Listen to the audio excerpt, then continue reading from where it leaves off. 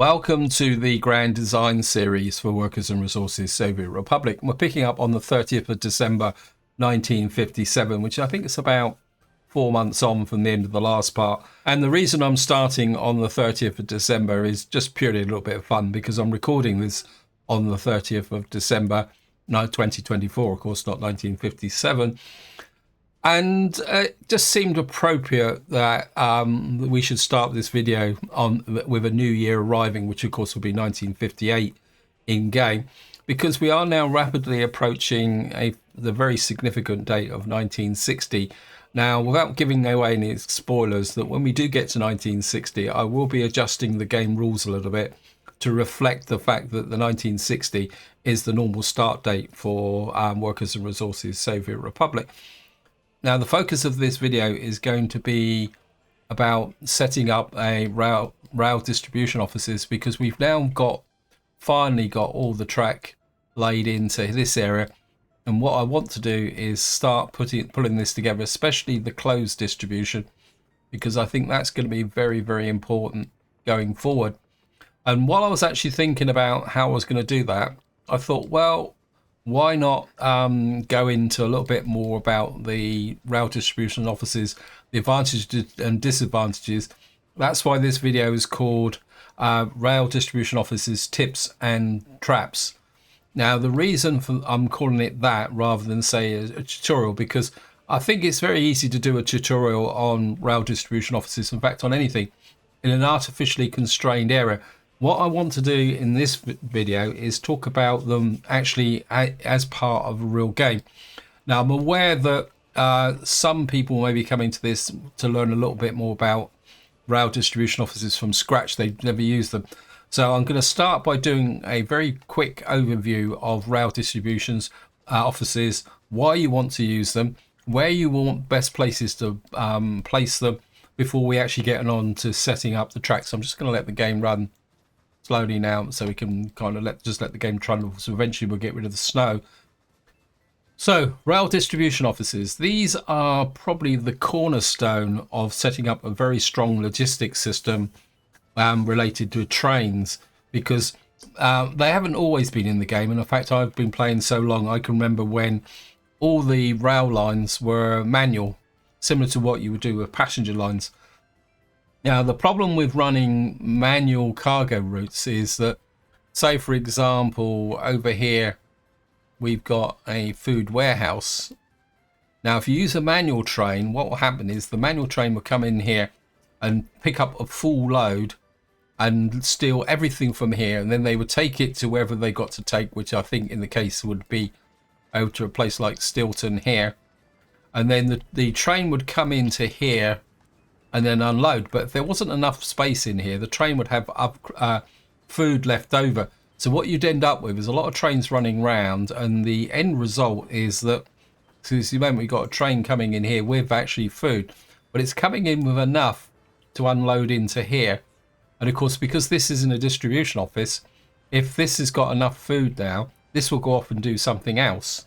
And this is the advantage of actually using rail distribution offices. They allow you to control not just the trains themselves, but it also means that you can control the amount they can pick up. And then what it means also is that, say, for example, you want to leave some food in this warehouse, because this warehouse here is also supplying food to here. So what you can actually do is say that only pick up from here when the actual storage goes past 10%. In fact, I'll be talking a little bit more about that when we set up the closed supply lines. So this is the real advantage of using rail distribution offices. But of course, the first thing you need to do, and this is quite a big decision, is whether you're going to use diesel or electric. And again, if you're going to use diesel, as long as you plan your positioning of your rail distribution offices easy, because of course they've got a power supply, you can actually put fuel in a rail distribution office. That means that you don't have to have these fueling stations scattered all across the map. But there is a trap associated with running diesel networks with just the fuel in your rail distribution office. The reason for that is, say for example that we were using this rail distribution office, and I now haven't built it, and say you were sending supplies up to, say, the center of the map, so you're kind of going from about where the cursor is here out to here.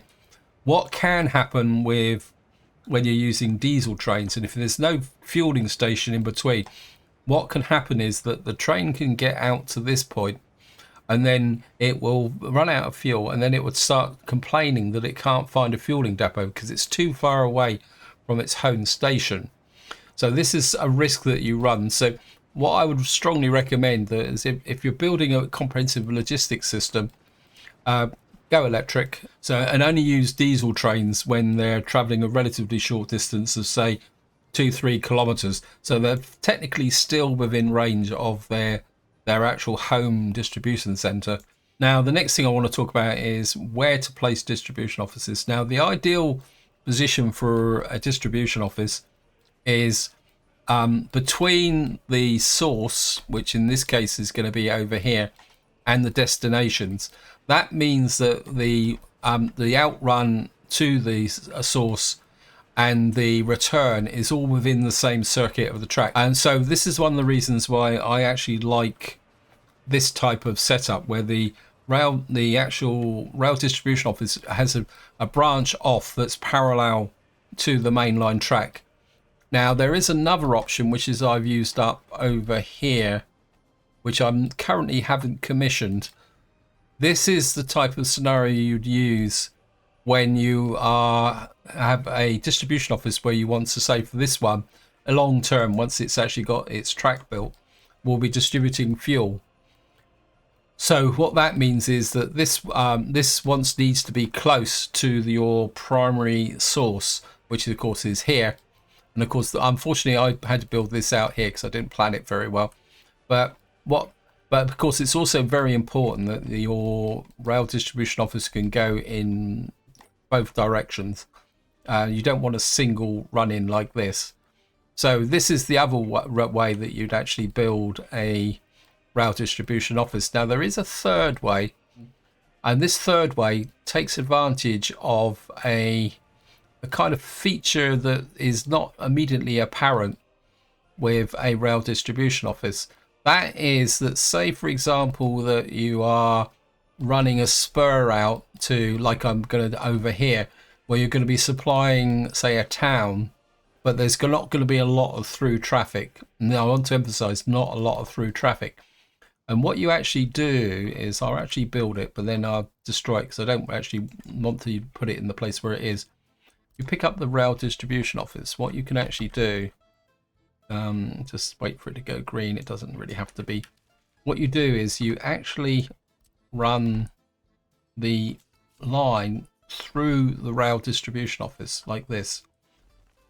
But what you do need to do is put a crossover on each side for several reasons. And what that means is that your rail distribution is actually part of the mainline track. But the downside is that if you put this on a busy line, the rail distribution office will actually cause delays in your line, and you can end up with queues because the trains are actually coming out here. Now, the reason you want to put a crossover in is that you want to be able to use both tracks in both directions, because of course what you're going to have coming out here is another couple of tracks like this with another crossover here like that. And then what will happen, and as I say, this works really great if you've got this, just say for in this example, this distribution office is controlling all the supplies to a local town, so that the only reason a train would be coming through here is to actually supply the local town. So that's an option that you can consider, but I will emphasize, I definitely do not put this on where you've got other trains passing through, especially passenger trains, because they can cause problems. Now, going back over here, next thing I want to talk about, and this is a definite trap that you need to be aware of when you are playing realistic mode. If you're not playing realistic mode, it's not a trap.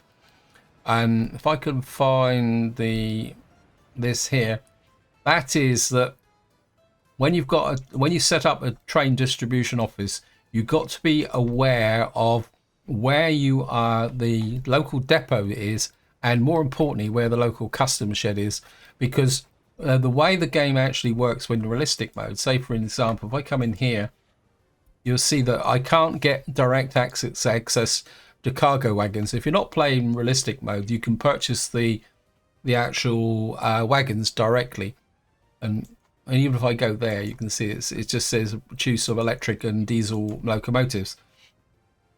Now, and what can happen is, in fact, I'll actually do it because I do need some actual cargo wagons. So we're going to come in here. We're going to buy some cargo wagons.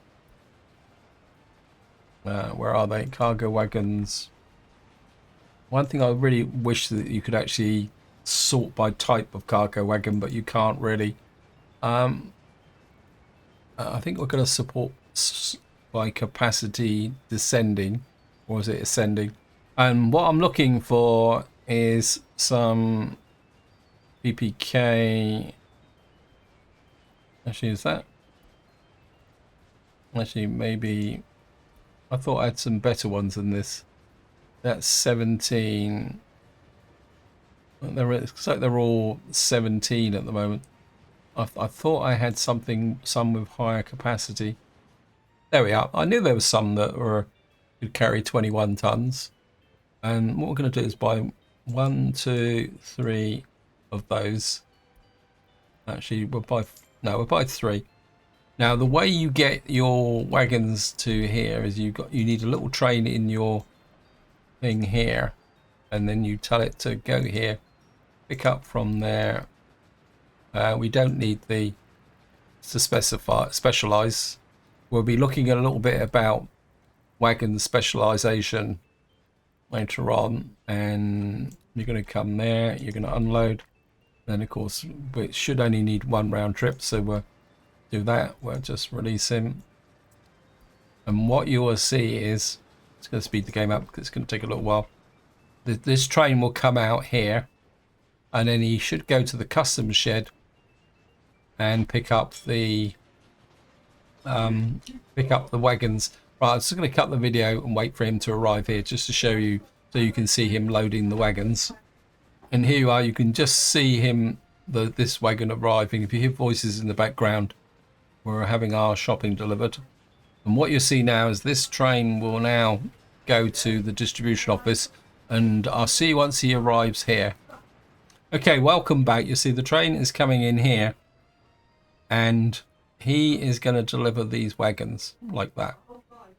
Now, if I just pause, you see that the train is now turned round and is going back out this way. Now, if you didn't have this crossover here, bearing in mind that he's come up this up line into here, and if you didn't have this crossover, this would be an up line, and then what will happen is this train would get trapped inside of here like this. But because you've got a crossover, he can actually find his way back to the depot. So a very important design decision when you're playing realistic mode is that you've got to have a crossover or some way that a train delivering wagons can turn round and go back the other way. Now, the other way you can get a train into the depot, because you've got to remember you can't build a train here. So say, for example, say I built, so we're just going to go here, 3 cargo wagons. And again, I've just got to find that wagon with, here we are. So we're going to buy another 3, 2, 3. And then we're going to come here. And we're going to buy a diesel train. Well, let's go for speed. Well, it's a steam train really, but 155. Actually, what should we go for? Go for one of these. Now, of course, we bought the train here. And what will happen is the train will eventually turn up here.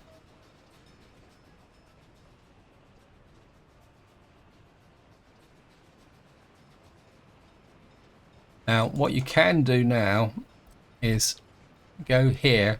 Now, what you're going to be doing here is you're going to get him to pick up that, and then you are get the train to go. Actually, no. Well, there's two ways you can do this. This way's a little bit more shaky in the sense that this train will... Actually, let's do it another way. Actually, we'll do it... I'll do it the safe way. So what we'll do is come and bring it back to here, the train depot, and so I'm just going to do that. Grab the train. Now, if you watch this guy, what he will do now is he will go this way, and of course the game knows from here that you're going to the depot. So what you're going to do is come into here, and what will happen is this train will pick up all the carriages. Now this is where you can be a little bit sneaky, because he's picked up two. Is that all of them? No, there's one left. Okay. What you can do is you can get this. This is a very clumsy way of doing things, but it's a way you can do it. You can build the trains in the depot. And put that in there. And what you can do now is just get rid of that and just tell the train to go to the depot. So if you actually want to add a train to the depot, to a rail distribution office, you can do it this way. But as I say, it's a very clumsy way of doing it. But to be honest, there is no ideal way of actually doing that. And then we can just bring the train out to here. So we've now got to a point where we're actually going to set a route up. Now there's one more trap I want to talk about before we actually do it. And this relates to mixing electric trains with diesel trains. Because the game will not give you... Oh, there's one other thing I want to talk about first. Sorry. And what you see this time is the trains come in here and they've now joined the actual distribution office. That's the difference between using a shunting train and just using an ordinary train. Before we get into setting up routes, I just want to talk about one thing what you do need to be very careful of when you are planning routes with your rail distribution offices. That is that, especially with respect to, well, it mainly that applies to moving aggregates and oils. Now, if I click on this here, what you will see here, I know you probably can't read the print, it says some buildings have unsupported settings. Now, if I come down here, you will see that this building here has got a little yellow triangle there. It says connection with conveyor engine oil pump are unsupported with unloading. The reason for that is that this unloading station here, some reason, and the reason for that is that this unloading station here does not have a direct connection to this storage. There is an intermediate terminal in between. And now when you're using rail distribution offices, this can be a little bit of a problem. Now it's not such a big problem for the dropping off, because what will happen is, and especially if you're doing something like this where there's a great big storage on the other side which isn't going to fill up, you can get away with it, especially when you're distributing fuel. What you need to make sure is that all these have a direct connection to the tunnel, and you can see it here. It says 300 liquid fertilizer here. In fact, if I come across to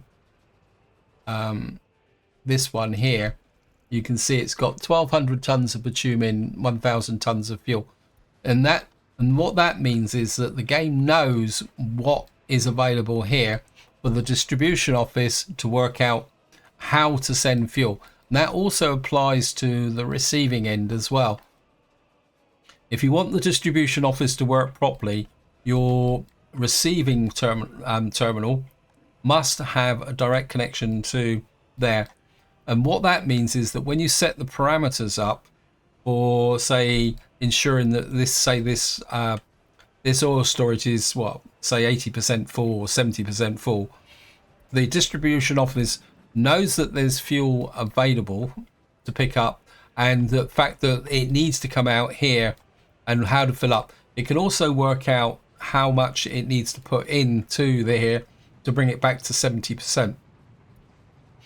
If you, for some reason, you put a pump in between this and this, there's a good chance that the rail distribution office won't actually work properly. That's something that you really need to take into consideration when you are planning your rail networks, and it's a very easy mistake to make when you're planning. So that is really important if you're going to run a very successful logistics system, especially when it comes to moving fuel. You can probably get away with it with the aggregate. Now, the next thing I want to talk about is a very subtle trap, and this is something that you do need to be aware of. That is that do not mix diesel and electric trains together in the same distribution office if they've got a section of diesel line. Now, that may seem a little bit contradictory, and the reason I'm saying this is that say, for example, well, I'll run through the process of running through the route, right? We're going to set up the closed distribution to a single station. I think we're actually dropping off chemicals. Where is it? We've already got this here. This is the Cosmopolitan train station. It's probably down the bottom here.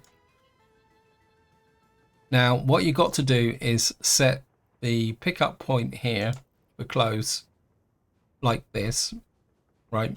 Now, when you're doing this, you want to set it actually on pause, because if you've got any loose terminals here, like where it's not things, the distribution office can suddenly say, oh yeah, I'm going to send close to there. But what we're going to do is we're going to send close to where are we going to send it to? Oh, we'll send it to Stilton.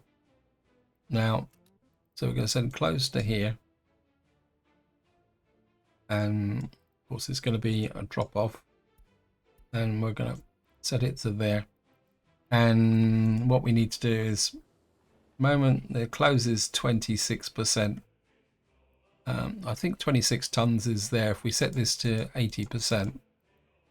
So what we're going to want is to pick up the close from here. Now, if we go back to here, is now another thing you need to consider with respect to this actual pickup point here is that this is actually supplying close to the local towns over here, and eventually it could be supplying even close to there. So you don't want to empty out this warehouse. So what you can do is say, right, only no, maybe 5% is a bit. So one way you can do it is you can say, right, you can only pick up here when this total is greater than 5%. Another way that you can actually do it, if you want, we've got to find the closed pickup point here for here. So we need closed distribution. I think I might have already done it actually. Where are you picking up your clothes from? Oh wow, we're picking up clothes from here. Oh, that's a bit of a mistake. What have I got? Now I've got a dual pickup. I don't want the clothes picked up from there. Yeah, what you'll see is that what I've done here is that the local town is actually picking up the clothes from the actual factory. And of course what that means is, because all these factories always have a little bit of surplus clothes in them like that.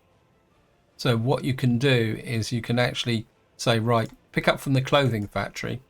And by doing that, what that actually means is that the pickup point for this distribution office can actually be 0.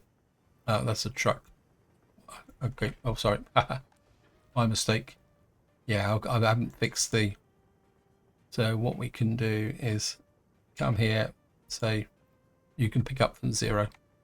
Now, if we go to the distribution office, I'm not sure whether we're going to trigger this straight away, because when you do these, it takes a little while.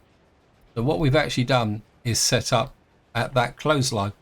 Now, say for example that I had an electric train in here.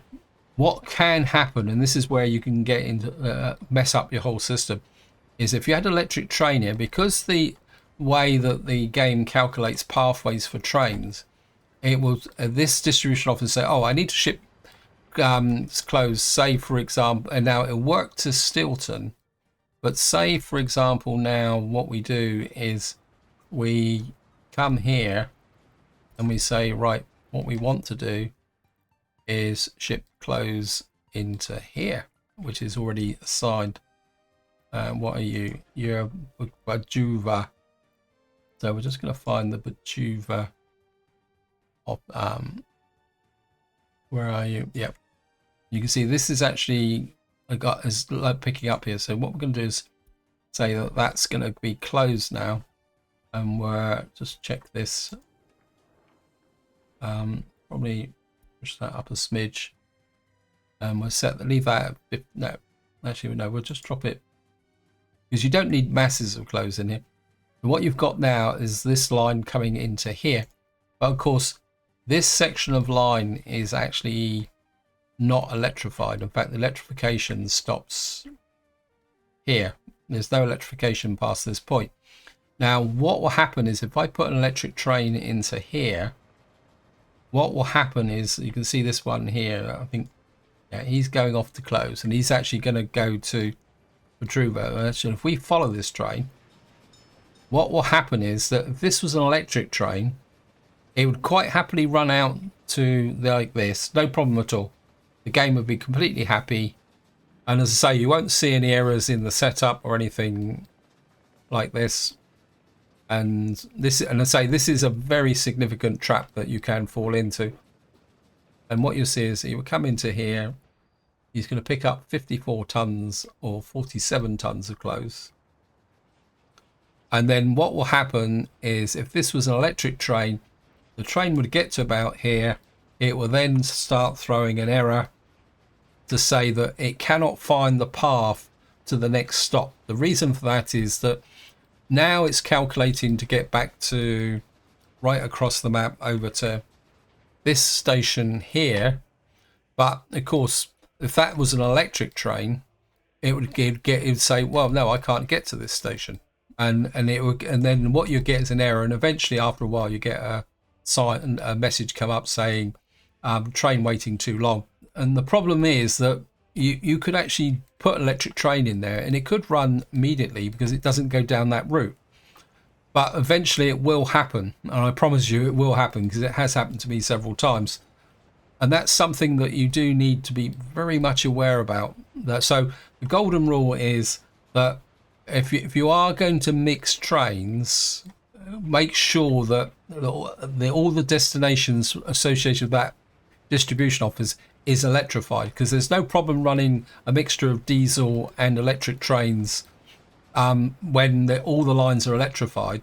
I think if you get to the point where all your lines are electrified, it pays to actually go to electric, because one, it's cheaper, and two, it means your trains can run a lot further away. Because a lot of people don't realize is that technically you can run a rail network with a single transformer connection. By transformer connection, I'm talking about one of these things for electric track. You can have one of these, and if you had in fact, I've actually done it for real in one of my series. You could have a track that runs all the way up to here, and and the electric train will run all the way up to here on the strength of a single transformer right down in the bottom right hand corner. But, and this is a very big but, that eventually if you start to run too many trains, the trains will get slower because they're all sharing the same power. So my general strategy for power substation things is better more than less. So what I tend to do is wherever I've got a town which has got a power, because of course they need power, I put in a power transformer. There's one by Stilton as well. There's one here. So what I do is I always put in a power transformer next to every town. There's one there. And as I say, up over here, which is what I was looking for, is I've put in another one here, which will eventually come online when the when it's actually ready to go. And that's probably the best way to do it, is to actually ensure that. Now, so we've set up our first 2 clotheslines. Now, there's one other thing that I want to talk about with rail distribution offices, and another really strong reason in realistic mode why you actually, in fact, I'm going to come over here, is the fact that when you're using rail distribution offices, because the trains stop in the office, when they need repairs, they are automatically repaired by the game, simply because they to do a proper repair, your train actually has to stop.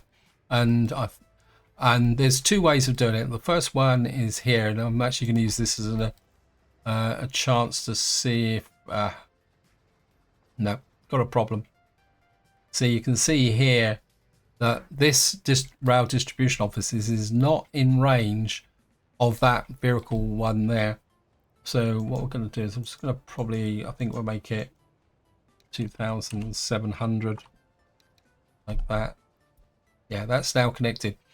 What will happen now is that when this comes into service, when a train needs to be repaired, this repair office over here will send out a covered vehicle to actually to repair the train. Now, one thing you do need to bear in mind, that repairing trains, and it also applies to aircraft and helicopters, needs a lot of resources. Now, the best solution for repairing trains is this kind of setup, where you've actually got the repair bay right next to the rail distribution office.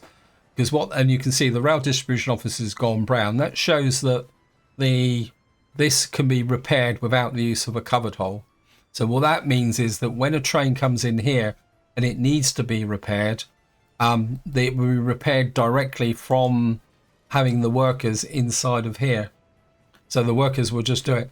And again, it's very important that you have plenty of resources stored in here to actually repair that.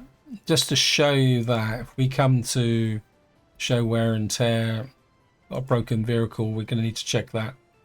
If I do there, you can see at the moment, I've only got the track builders. In fact, we'll do the entire map actually. You can see we got the track builder here that's coming up to be repaired, but our worst diesel locomotive is at the moment is at 43%. When at the moment we repair at 50%. We'll probably reduce that over time. The other way trains can get repaired is by returning to the depot, but for them to actually get repaired in the depot, they have to be in range. So what we got here is the repair bay that's actually servicing this, but indirectly they're also servicing here, which is probably the reason why that shunting train, which I've had for quite a few years, is in good nick. Now there's one more thing I want to do, and it's going to be, oops, we got a broken down vehicle here. Right, what we're going to have to do here, I'm not actually sure why he's not being replaced, but yeah, they should be going into here. They got fuel. You should be in range of a repair station. Just make sure. Yeah, you should be in range of repairs. Got no workers. Yeah, got no workers because the station was being blocked. Now there's one more thing I want to do. This is mainly related to if you're playing a early start, because obviously we've got wagons in here that are 17. We've got wagons here that are 21. And that is, how do you get rid of the wagons inside of here? Because eventually, as things get a little better and we got more carry capacity, you're going to want to upgrade your tracks. Because like I say, we've got 21-ton trucks and trains in here, and we've got 17-ton trains in here. Now, the easiest way to do it is just to come in here and sell the vehicles. And if you just sell the vehicle Let's have a quick look. Actually, we've got 1, 2, 3, 4, 5, 6, 17 tonners. Okay. So what you can do is just sell it like this. Now there is another way you can do it. This can get a little bit risky. So what I'm going to do is drop a save game, and I would strongly recommend if you do this that you do drop a save game. So I'm just going to drop a save game and come right back. Now what I'm going to do is use our little shunter here. Hear this. Now what we're going to do is just pull you away. Get that. We don't need this here. Let's say this can get a little bit shaky. We're going to come in here and we're going to pick up the train. Now, if you don't specify a wagon type, what will happen is the shunter will just go in and grab any 3 wagons and take it to the scrapyard. So you've actually got to specify which type of wagon that you actually need. And to be honest, this can be a real pain in the neck. Cargo wagons. Finding the cargo wagon. We're looking for Open GS3 wagon. Can we sort alphabetically by name? Yes, we can. And this might make it a little bit easier. Now, I'll be completely upfront. I'm on very, very sketchy territory here. You're going to come there. And then you're going to go here. And you're going to have to do this again. And again, you need to cargo wagon, sort by name. Find it again. There we are. And then okay.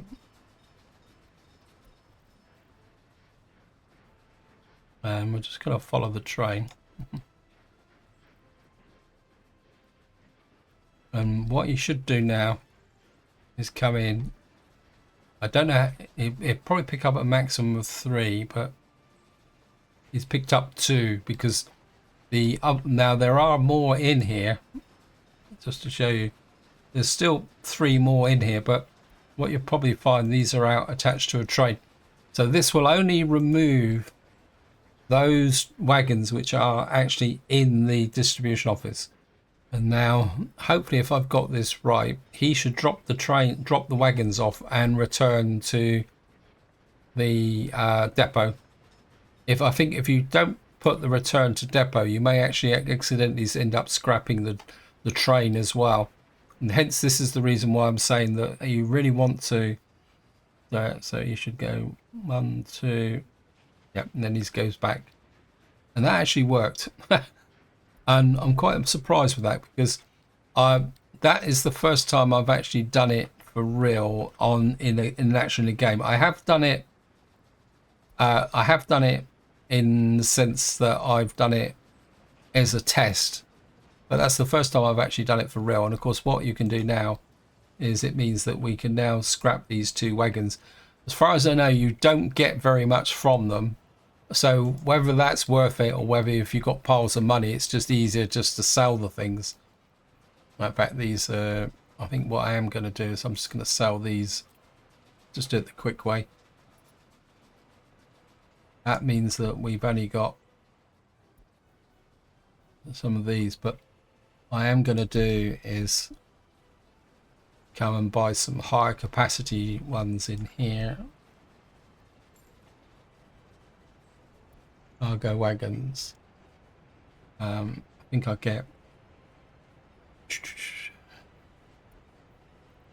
And we'll sort by. No, I don't know what the 21 ones are. Just see if we can find that again. Yeah, I think what I'm going to get is 1, 2, 3, 4, 5, 6 of those. Then we'll get matey to pick these up. Oops, nope.